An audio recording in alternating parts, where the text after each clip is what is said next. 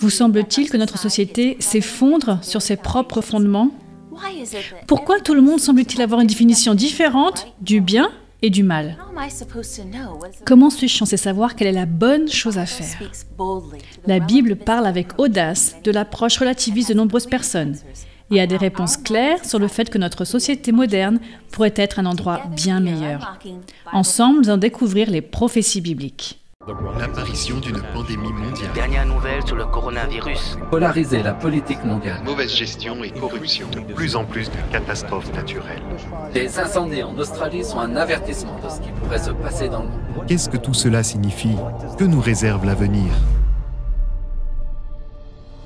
Rejoignez la présentatrice internationale Camille Othman en quête de réponses à la découverte des prophéties bibliques. Au cours de ses voyages à travers le monde, elle a été en contact avec les difficultés de la vie réelle. Et pourtant, malgré tout, elle a toujours trouvé des miracles d'espoir. Suivez Camille Othman dans Découvrir les prophéties bibliques, où elle explique la manière dont les prophéties bibliques sont en train de se réaliser et de plus en plus vite.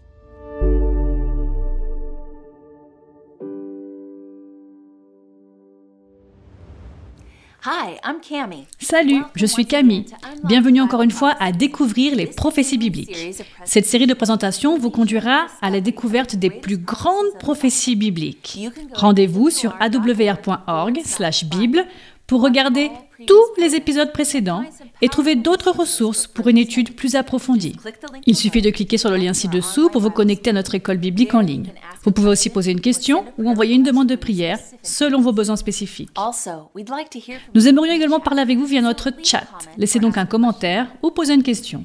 Lors du dernier épisode, l'avertissement, il a été fascinant de découvrir que nous vivons les derniers jours de ce monde. Dieu nous aime tellement qu'il envoie toujours un avertissement pour préparer son peuple aux grands événements de ce monde qui affectent son destin éternel. Le fait que Dieu invite les gens à être prêts pour le retour de Jésus est un rappel puissant de combien Dieu désire une relation personnelle avec chacun d'entre nous. J'espère que vous regarderez chaque épisode de Découvrir les prophéties bibliques pour être prêt pour ce jour. L'épisode d'aujourd'hui, La Voix, est une présentation assez bouleversante. La solution à certains des plus grands conflits de la société a été écrite dans ce livre. Pourtant, il a été facilement ignoré par la foule. Aujourd'hui, nous allons examiner quelques principes de vie étonnants tirés des pages de ce livre. Récemment, mon équipe et moi-même étions dans la jungle des Philippines, pris au milieu d'un orage. J'ai trouvé refuge sous une petite couverture de chaume. Je n'étais pas seule. Je partageais cet espace avec des assassins et des voleurs. Restez pour la suite de cette histoire. Mais tout de suite, prions pour ensuite étudier la voie. Père Céleste, Seigneur, merci beaucoup de nous avoir donné des réponses bibliques pour connaître la voie, pour revenir à toi, pour revenir à un parfait jardin de paradis, ton plan initial, Seigneur. Ouvre nos cœurs et aiguise nos esprits afin d'avoir une meilleure compréhension de toi et de ton caractère pour que nous puissions le revendiquer, Seigneur, dans tout ce que nous faisons. Seigneur, nous te remercions encore une fois de nous avoir réunis pour étudier ta parole. Au nom précieux et puissant de Jésus, Amen.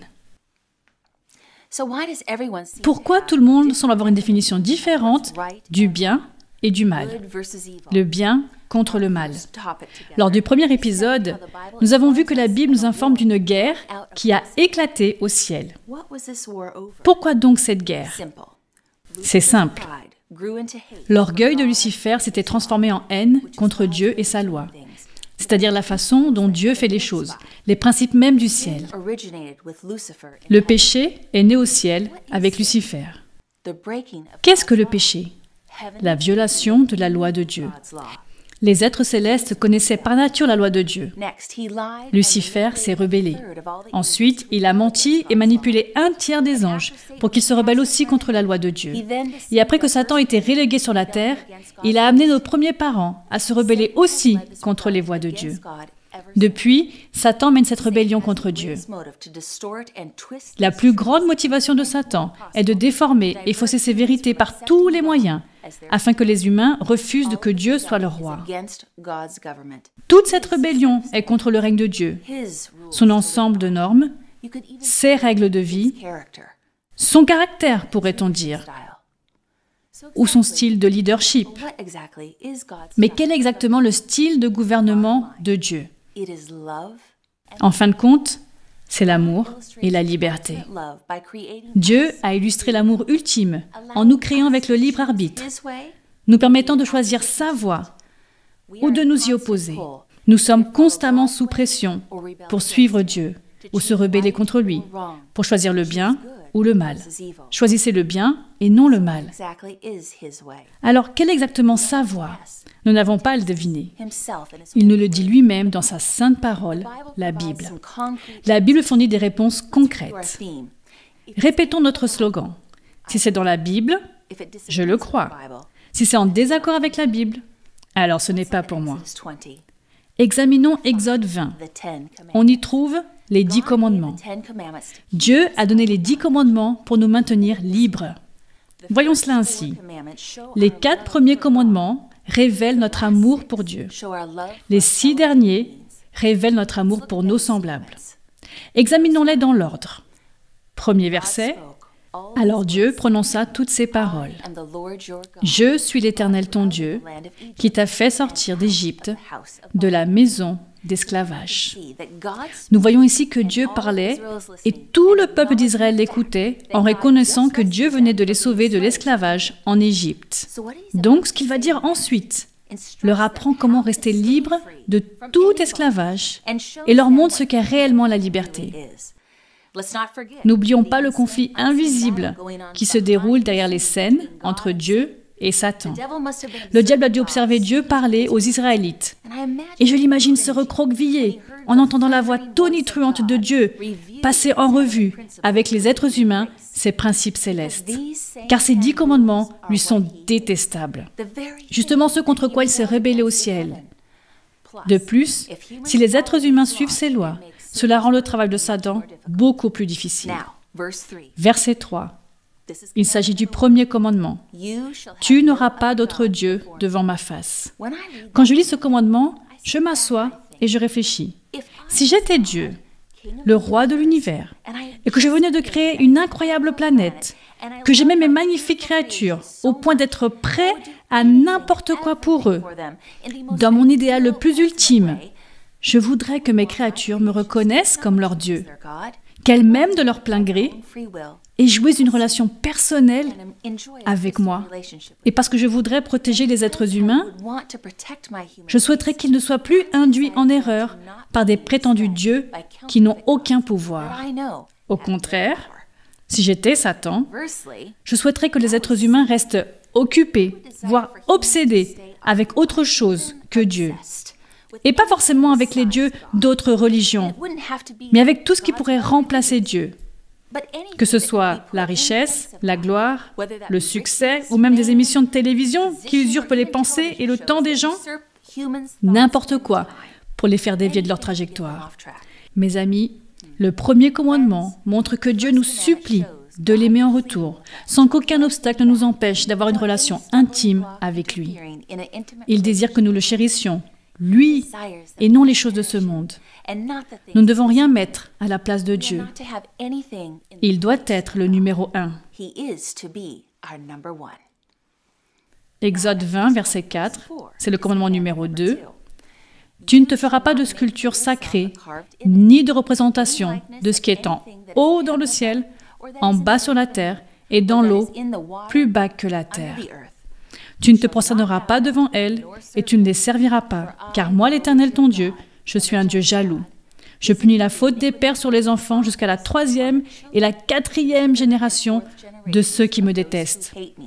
Et j'agis avec bonté jusqu'à 1000 générations envers ceux qui m'aiment et respectent mes commandements.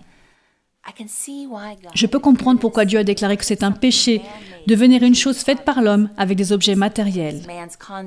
Cela abaisse la conception que l'homme a de Dieu. Si vous vous prosternez devant une sculpture de pierre ou un personnage en cire, votre esprit ne se tournera pas vers le Dieu des cieux, mais au contraire, vous serez attiré par la créature ou la chose créée plutôt que par le Créateur. À mesure que la conception de Dieu dans la société s'abaisse, l'homme se dégrade lui-même. Dans mes voyages à travers le monde, j'ai été témoin de multitudes de personnes rendant hommage à différentes images et idoles. Beaucoup de ces idoles étaient cassées, détériorées, érodées et sans vie. Beaucoup de ces dieux ressemblaient à des monstres terrifiants, avec des corps déformés, défigurés. Il s'agissait toujours de dieux égoïstes. N'est-il pas intéressant que le Dieu vivant soit désintéressé et d'une pure beauté? Cela se reflète sur notre planète, avec des fleurs magnifiques, des paysages à couper le souffle, des oiseaux tropicaux, des couchers de soleil colorés. Alors n'est-il pas intéressant que les dieux de ce monde, créés par l'homme, soient souvent hideux et grotesques? Si j'étais le principal rival de Dieu, c'est ce que je ferais. Dieu dit qu'il est un Dieu jaloux, ce qui signifie qu'il vous aime beaucoup et qu'il est prêt à tout pour vous sauver. Dieu dit, s'il vous plaît, n'inventez pas des imitations ou des copies, alors que moi-même, je m'offre à vous avec toute la puissance de l'univers.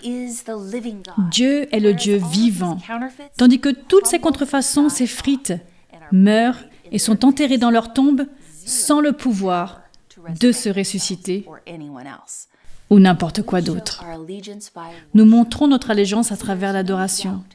Alors aucun doute que l'ennemi de Dieu désire s'attaquer à ceux qui adorent et comment ils le font. Dieu dit, n'essayez pas de venir à moi avec des images, parce que vous ne pouvez pas. J'ai créé un chemin direct entre vous et moi.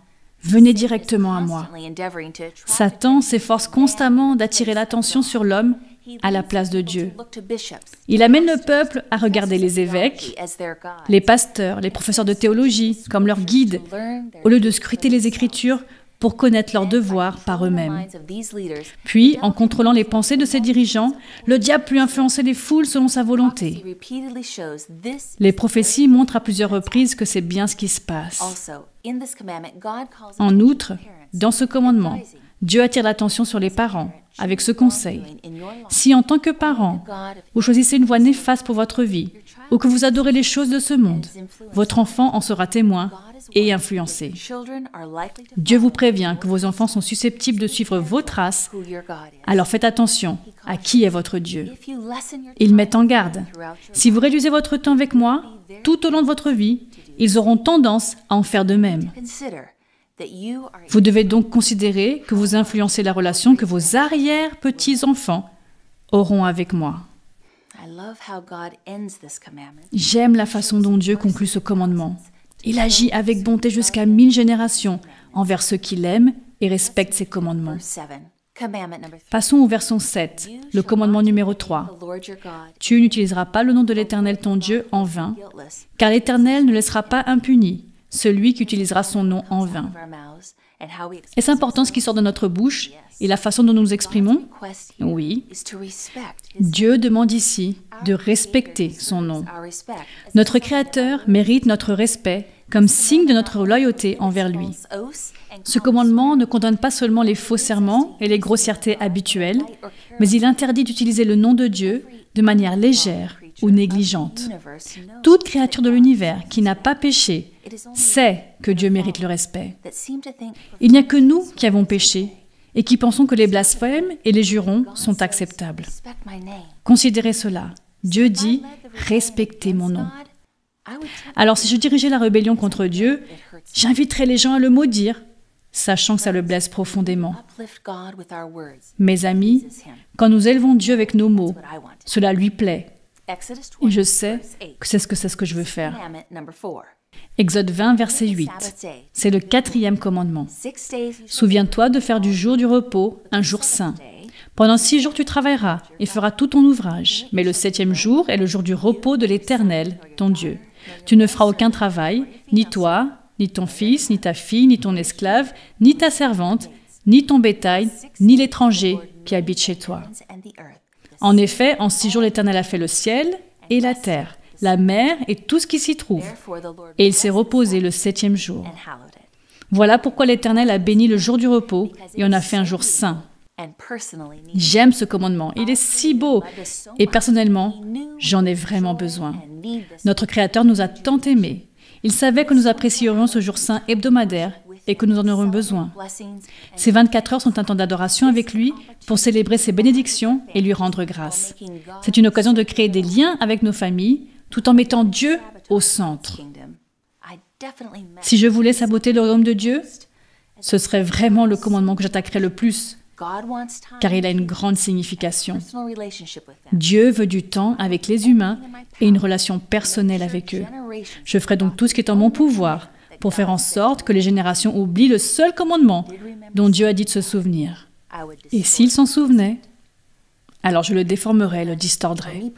Mes amis, personnellement, je désire ardemment respecter ce commandement chaque semaine, car les bénéfices ne sont pas seulement spirituels, mais aussi physiques et mentaux. Au verset 12, commandement numéro 5, « Honore ton père et ta mère, afin de vivre longtemps dans les pays que l'Éternel ton Dieu te donne. » Je me rappelle les fois où je n'ai pas fait ça. Lorsque je manquais de respect à mes parents, je me sentais très mal. Au contraire, quand je traite mes parents avec amour, gentillesse et prévenance, je me sens si bien, pas seulement avec eux, mais avec moi-même. De plus, ce commandement promet une longue vie. Nous devons honorer et respecter nos parents sur terre et notre Père céleste. Il y a des leçons que nous pouvons tirer de la nature de Dieu. On m'a raconté une histoire d'un homme en Inde qui a acheté une vache dans un village voisin et l'a ramenée chez lui. La toute première nuit, il remarqua que les chiens du village aboyaient sans cesse. Il installa une caméra de surveillance et fut surpris par ce qu'il vit. Ils sont retournés voir le premier propriétaire de la vache, curieux d'en apprendre plus sur le léopard qui apparaissait sur les photos. Ils ont été choqués d'apprendre que la mère du léopard était morte lorsqu'il n'avait que 20 jours. Les villageois avaient eu l'idée de faire la vache prendre soin du petit léopard. Et c'est ce qui arriva. Le petit léopard devint grand et fut renvoyé dans la forêt. Mais il n'oublia jamais qui l'avait nourri. Peu importe où se trouvait la vache, le léopard venait chaque soir rendre visite à sa maman. Quel exemple de loyauté envers celle qu'il avait élevée. Les parents doivent représenter la bonté de Dieu pour abriter leurs enfants pendant les tempêtes de la vie et être leur rocher et leur soutien. Je sais que certains d'entre vous ont été profondément blessés ou maltraités par leurs parents terrestres. Alors comment les honorer? Il est important de se rappeler que notre Père céleste nous pardonne. En retour, il peut nous aider à les pardonner. Nous pouvons transmettre le pardon que nous recevons. De plus, cela favorise la guérison de notre cœur. Exode 20, verset 13, 6e commandement. « Tu ne tueras point. » Si seulement notre monde suivait réellement cette règle apparemment évidente, nous n'aurions plus à nous soucier de sortir dehors à toute heure du jour ou de la nuit. Je pourrais faire mes balades sans aucune inquiétude, dans n'importe quel quartier, dans n'importe quelle ville, n'importe quel pays. Au lieu de cela, lorsque je voyage pour documenter des miracles, j'ai souvent des gardes du corps ou des escortes militaires. Récemment, mon équipe et moi étions dans la jungle des Philippines, pris au milieu d'un orage. Je me suis retrouvée à m'abriter sous une petite couverture de chaume. Je n'étais pas seule.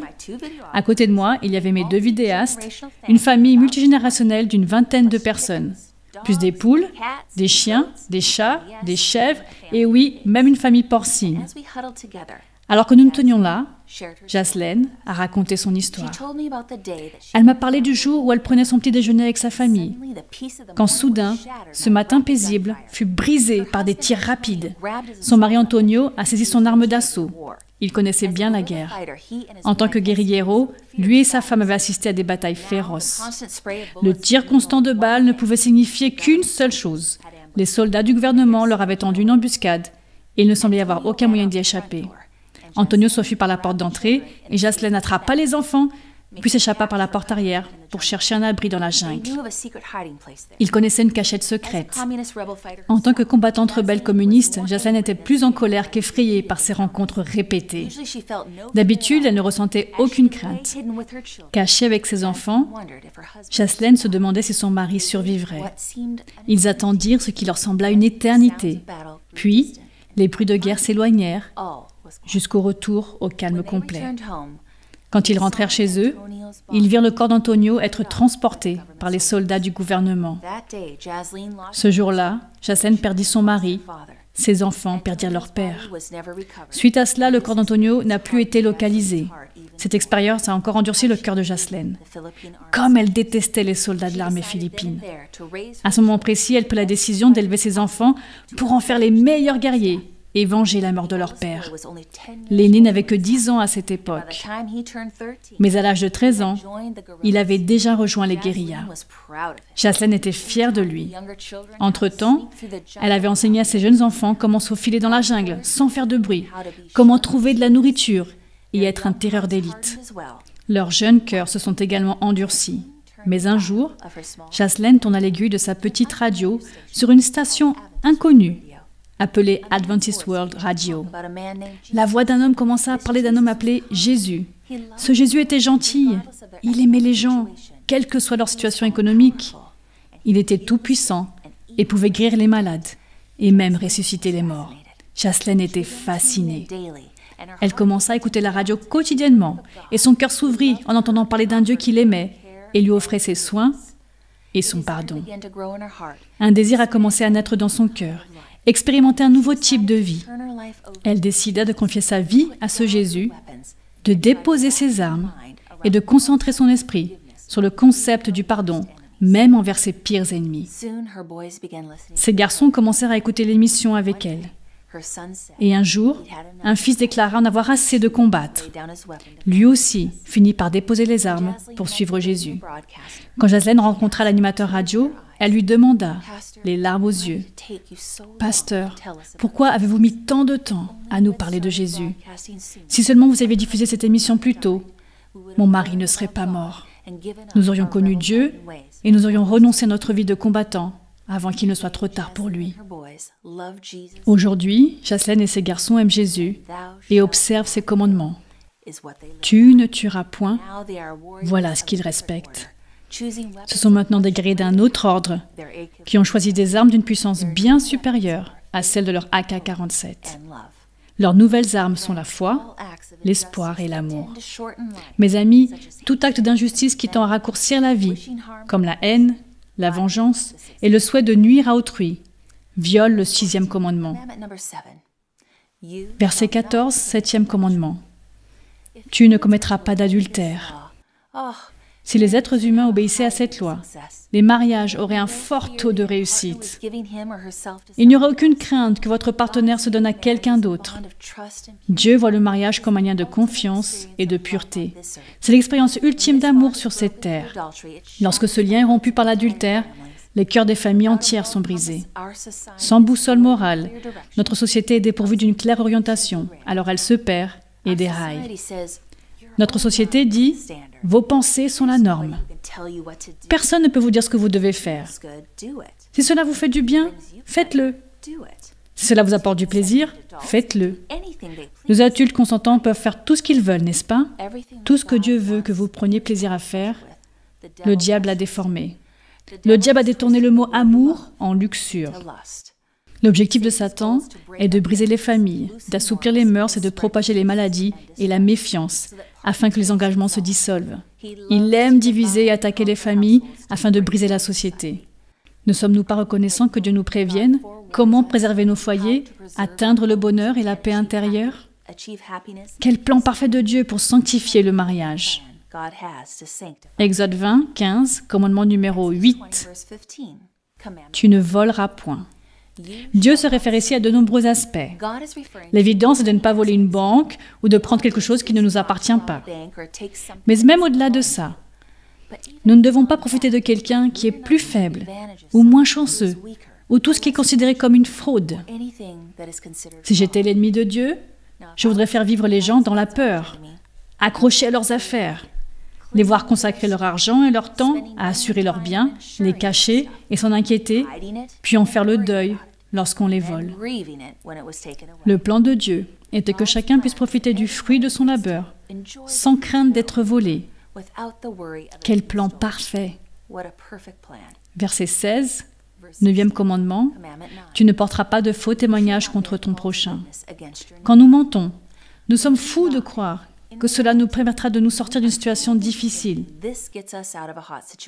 Ce que nous faisons en vrai, c'est nous créer un plus grand problème. Parce que nous aurons à nous rappeler, à qui ai-je dit quoi, quand, où? Les mensonges créent un auto-emprisonnement. C'est comme si chaque mensonge constituait une barrière de plus autour de nous. On se trouve pris au piège dans son propre tissu de mensonges. Les commérages, les mensonges, les vérités partielles, les omissions sélectives et les exagérations violent le 9e commandement. Ils viennent de l'auteur des mensonges. Et qui est-ce?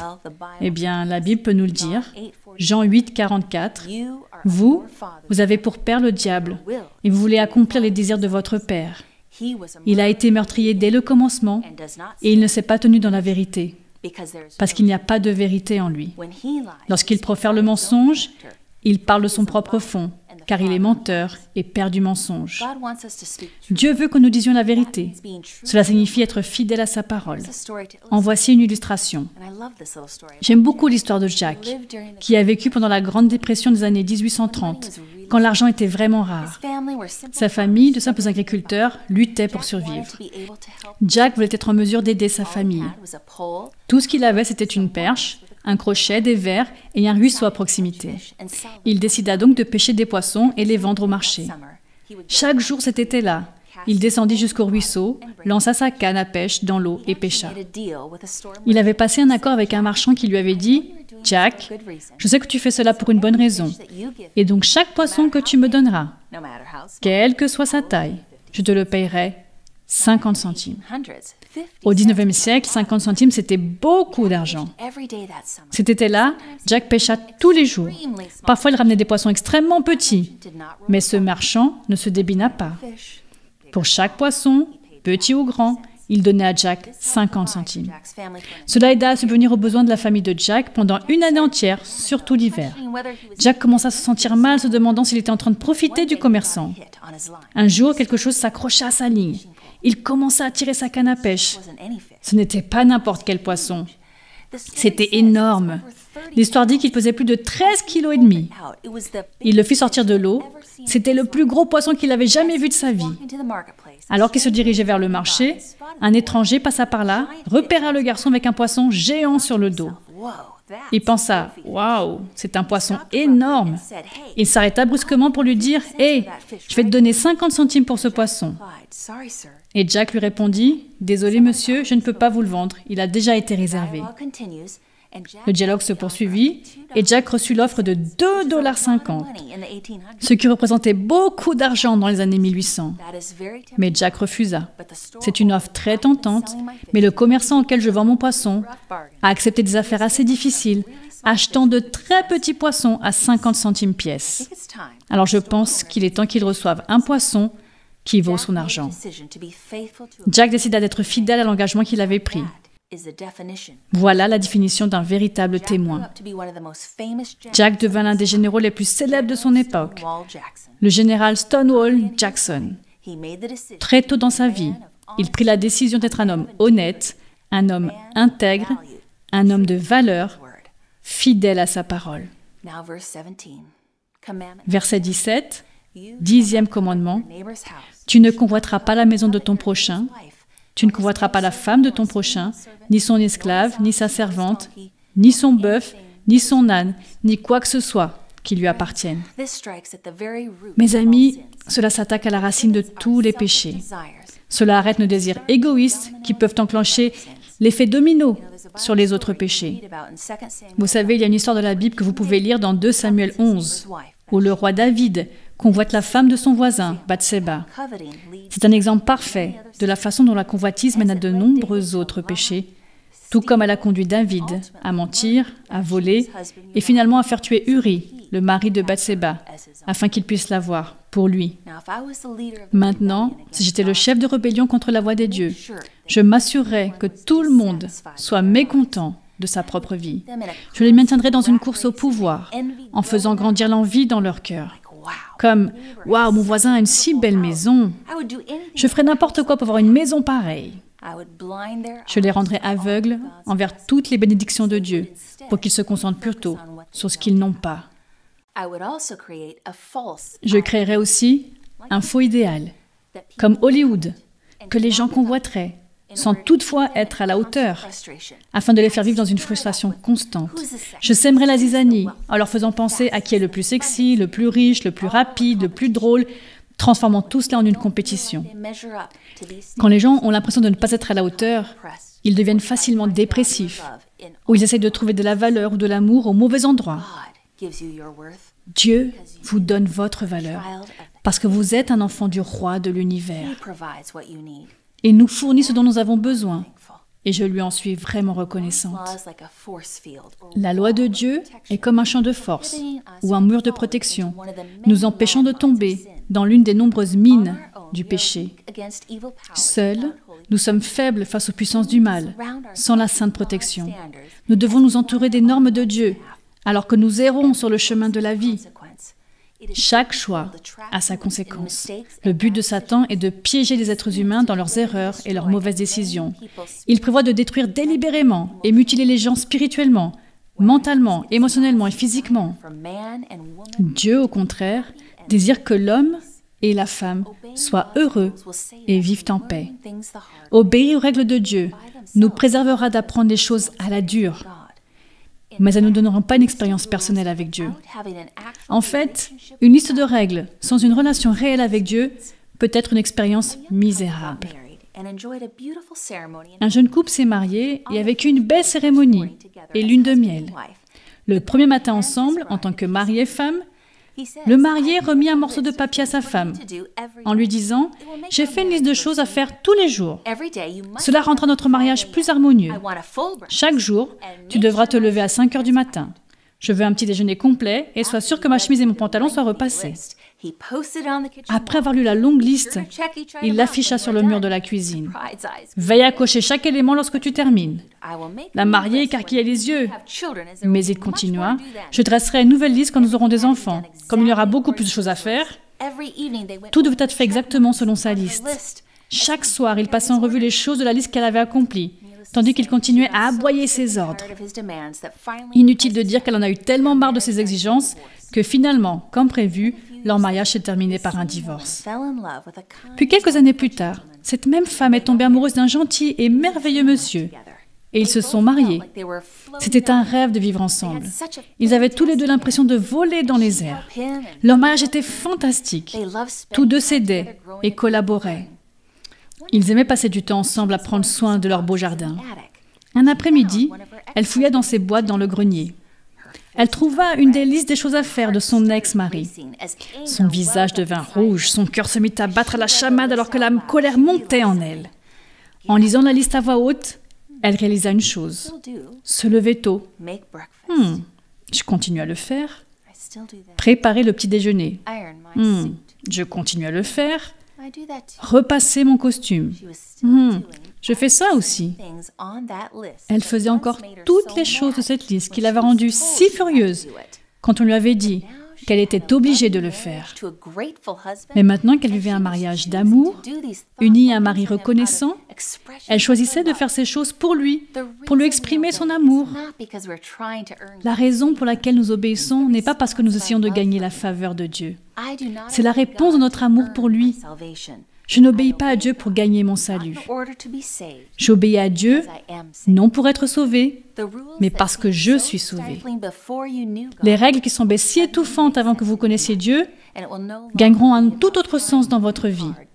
Il ne s'agira plus de faire de gros efforts pour accomplir ce qui est juste ou ce qui est attendu. Il s'agira de votre relation. Il y a un malentendu qui affirme que Dieu attend avec un fouet, prêt à nous frapper quand on fait des erreurs. Si c'était vrai, nous aurions déjà tous été réduits en cendres. Dieu n'est pas là-haut à attendre pour nous frapper. Il est là-haut nous suppliant de choisir une autre voie pour éviter les terribles conséquences qu'il connaît déjà. La loi est aussi comme un ami miroir. Elle nous renvoie ce que nous sommes vraiment. Nous pensons et imaginons dans nos esprits qui nous voulons être. Et dans notre tête, nous pouvons nous voir intelligents, loyaux et honnêtes. Nous voyons l'homme que nous voulons être ou la femme que nous essayons d'être. Mais quand on regarde la loi, que trouve-t-on? La loi peut nous renvoyer un reflet de nous-mêmes que nous n'avons jamais vu auparavant. Nous tombons de haut et voyons ce que nous sommes vraiment. Donc quand nous acceptons Jésus, il vient et place son vêtement de justice autour de nous, de sorte que lorsque Dieu le Père nous regarde, il voit Jésus, précieux et parfait. Alors, nous sommes sauvés et acceptés dans son royaume. Maintenant que nous avons ces 10 lois bien en tête, examinons quelques questions bien populaires aux préoccupations concernant les 10 commandements. Comme toujours, permettons à la Bible de nous donner les réponses. Les 10 lois de Dieu peuvent-elles être modifiées? Luc 16, 17. Le ciel et la terre disparaîtront plus facilement que ne tombera un seul trait de lettre de la loi. Psaume 89, 34. Mais je ne lui retirerai pas ma bonté et je ne trahirai pas ma fidélité. Psaume 117, 7 et 8. Tous ces décrets sont dignes de confiance, bien établis pour toute l'éternité. Malachie 3, verset 6. Je suis l'Éternel, je ne change pas. En aucun cas, la loi des 10 commandements de Dieu peut être modifiée ou changée. Elle est aussi permanente que Dieu lui-même. 3 fois dans la Bible, les rois de cette terre, Hérode, Assuérus et Darius, ont créé des lois qu'ils ont voulu ensuite changer, sans toutefois pouvoir le faire. Si les lois de rois faibles et vacillants étaient immuables, comment peut-on penser que la loi éternelle de Dieu, écrite dans la pierre de son doigt, pourrait être altérée? Il n'est pas possible de changer la loi de Dieu, comme il n'est pas possible de changer Dieu lui-même. Selon la Bible, qu'est-ce que le péché? 1 Jean 3, verset 4. Le péché, c'est la violation de la loi. Romains 3, verset 20, c'est par l'intermédiaire de la loi que vient la connaissance du péché. Le diable déteste la loi parce qu'elle nous fait prendre conscience de notre besoin d'avoir un sauveur. Jésus a-t-il gardé les 10 commandements? Jean 15, verset 10. J'ai gardé les commandements de mon Père. C'est assez clair. 1 Pierre 2, verset 21. De fait, c'est à cela que vous avez été appelés, parce que Christ aussi a souffert pour nous, vous laissant un exemple afin que vous suiviez ses traces. En effet, Jésus a respecté les 10 commandements, un exemple à suivre pour vous et moi. Combien de personnes ont péché? Romains 3, verset 23. Tous ont péché et sont privés de la gloire de Dieu. Quelle est la punition pour avoir vécu une vie de péché? Romains 6, verset 23. Le salaire du péché, c'est la mort. Si la loi de Dieu pouvait être changée, il n'aurait pas été nécessaire que Jésus meure sur la croix. Le fait que Jésus ait payé le prix du péché par sa mort est la preuve que la loi est immuable. Certains affirment que les 10 commandements font partie de l'Ancien Testament et ne sont plus applicables pour nous, chrétiens du Nouveau Testament. Que dit Jésus à ce sujet? Matthieu 19, verset 17. Si tu veux entrer dans la vie, respecte les commandements. Jean 14, 15, Jésus dit, si vous m'aimez, respectez mes commandements. Mes amis, l'inverse serait également vrai. Si vous ne m'aimez pas, ne respectez pas mes commandements. Apocalypse 22, 14. Heureux ceux qui lavent leurs robes. Apocalypse 14, 12. C'est ici la persévérance des saints qui gardent les commandements de Dieu et la foi en Jésus. Mes amis, le Nouveau Testament enseigne clairement que le peuple de Dieu respectera tous ses commandements. Nous savons que le monde fait face à de grandes difficultés, car beaucoup ne pensent plus qu'il est important d'obéir à la loi de Dieu. La Bible parle de notre époque en disant « Il est temps d'agir pour toi, Éternel, car on viole ta loi. » C'est ce que l'on trouve dans le psaume 119, verset 126. Vous vous posez peut-être la question, comment est-il possible de respecter les commandements? Philippiens 4, verset 13, « Je puis tout par celui qui me fortifie, Christ. » Hébreux 8, verset 10, « Je mettrai mes lois dans leur esprit, je les écrirai dans leur cœur. » La nature entière d'une personne change quand elle prend plaisir à faire la volonté de Dieu. Puis-je être un vrai chrétien sans garder ses commandements? 1 Jean 2, versets 3 et 4. Nous savons par là que nous l'avons connu. Celui qui prétend l'avoir connu, alors qu'il ne garde pas ses commandements, est un menteur. Et la vérité n'est pas en lui. Les gens sont-ils sauvés parce qu'ils respectent la loi? Éphésiens 2, versets 8 et 9. En effet, c'est par la grâce que vous êtes sauvés, par le moyen de la foi. Et cela ne vient pas de vous, c'est le don de Dieu. Ce n'est pas par les œuvres, afin que personne ne puisse se vanter. Personne n'est sauvé en observant la loi de Dieu. On est sauvé par la grâce miraculeuse de Dieu. Ceux qui sont sauvés ou transformés par la grâce de Jésus voudront obéir à sa loi comme expression de leur amour et de leur reconnaissance envers lui. Après avoir entendu le message d'aujourd'hui, voyez-vous que Dieu a une loi sacrée? Maintenant, vais-je faire des erreurs? Oui. Est-ce que je veux intentionnellement enfreindre les commandements? Non. Lorsque j'échoue, je demande sincèrement le pardon de mon péché. Ai-je alors besoin de me demander si j'ai été pardonné? Non. Jésus dit que lorsque nous demandons le pardon de nos péchés, il est fidèle et juste pour nous les pardonner et nous purifier de tout mal. Amen. Si vous n'avez pas été pardonné depuis un certain temps, il est arrivé le moment de le faire, mes amis. Jésus offre cette opportunité à tous, quoi qu'on ait fait. Ne laissez pas le diable vous murmurer à l'oreille et vous dire que vous n'êtes pas assez bon, que vous n'êtes pas qualifié pour le paradis. Il n'y a pas de péché trop grand pour que Jésus ne le pardonne pas. Ne laissez pas passer un jour de plus sans avoir l'assurance que vos péchés deviendront blancs comme la neige. Est-ce votre désir en ce moment, tout en nous regardant ou nous écoutant, de dire « Seigneur, je suis un pécheur qui a désespérément besoin d'un sauveur. Seigneur, je veux obéir à ta loi par la puissance de ton Saint-Esprit. » Si oui, il suffit de cliquer sur le lien ci-dessous et d'indiquer que par la puissance du Saint-Esprit, vous voulez obéir à la loi de Dieu. Mes amis, prions ensemble. Père Céleste, ce soir nous avons appris quelle est ta voie pour nos vies et que si nous suivons ta loi, nous pourrons vivre pleinement notre vie, à la fois maintenant et pour l'éternité. Merci de vouloir mettre cette protection autour de nous. Veuille encourager tous ceux qui ont entendu ce message et sont en train de prendre cette décision de marcher dans ta voie. Au nom précieux et puissant de Jésus. Amen. Mes amis, n'oubliez pas, nos experts attendent de répondre à toutes vos questions en ce moment même. Merci beaucoup de nous avoir suivis. Que Dieu vous bénisse. Nous nous retrouvons demain soir pour comprendre le sceau authentique. C'est un message crucial que vous ne pouvez pas manquer. Merci de nous avoir rejoints pour cet épisode de Découvrir les prophéties bibliques. Choisissez la voie de Dieu. Bonne nuit, les amis.